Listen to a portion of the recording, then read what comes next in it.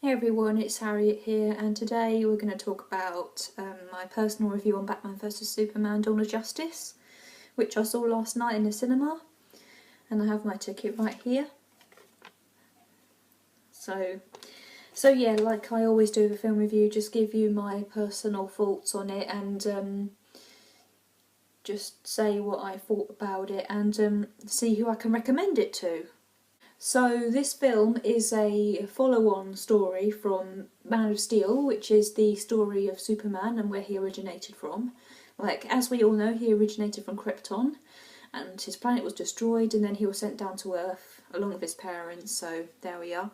So we know the story of Superman, that's for sure. But we learn that what happened in Man of Steel was Batman's fault.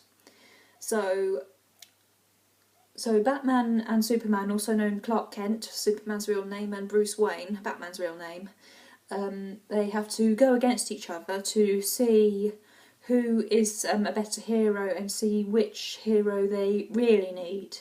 And we also know the story of Batman, where his parents were murdered in front of his very own eyes when he was a child, and then at the funeral he enters the Batcave and becomes very frightened of bats. And he's rich, he has butlers and servants and advisors. Then he's rich Bruce Wayne. Like I said, he has his own mansion, and then pretty much he becomes Batman. I mean, seriously, we know the story of Batman. I mean, like, we've seen The Dark Knight Rises and we've seen the other Dark Knight films, so we should know the story of where Batman came from. So yeah, so with the actors, like the main cast, like Henry Cavill, who's playing Superman, and Ben Affleck plays Batman, when actually I preferred the original actor from the Dark Knight trilogy. And yeah, I just didn't really like Ben Affleck playing Batman, because it just wasn't the Batman that I was expecting. And also there was a bit of a redesign of the costume, Batman's costume that is. So I was a bit disappointed on the costumes. Well, obviously Man of Steel, then obviously it's not classic Superman, but it's still the same costume except that they removed the underwear from the comics in the original film. Still talking of other characters, we still see Superman's girlfriend Lois Lane, who is portrayed by Amy Adams, who we saw in Superman. So yeah, we still see Lois Lane. And also we see other DC characters who are also members of the Justice League. We also see Wonder Woman. For those who've seen the trailer, Wonder Woman makes an appearance. And she isn't like the comic Wonder Woman and the Wonder Woman from the American TV series from the 1980s with Linda Carter. It's not the original Wonder Woman, because she has a lasso. The original Wonder Woman has a lasso, but now she has a shield and a sword, which makes it more modern, but it's just not the classic Wonder Woman.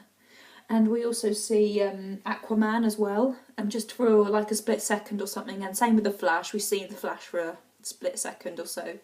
But yeah, that's pretty much the other DC characters, although there were rumours that the Joker and Harley Quinn were meant to make an appearance, but obviously we'll see them in Suicide Squad, which is coming out this summer, so I can hardly wait for that. So now I'm going to talk about the other things about the film. So personally, I will rate it maybe 4 out of 10, because obviously it was very, very, very intense, and I mean it was very intense, so I got a bit emotional towards the end. So it was just like, I don't know, lots of violence and lots of well, not harassment, but lots of injuries and also some near deaths as well. So yeah, I would say it is very intense and it is very emotional. So prepare yourselves, right?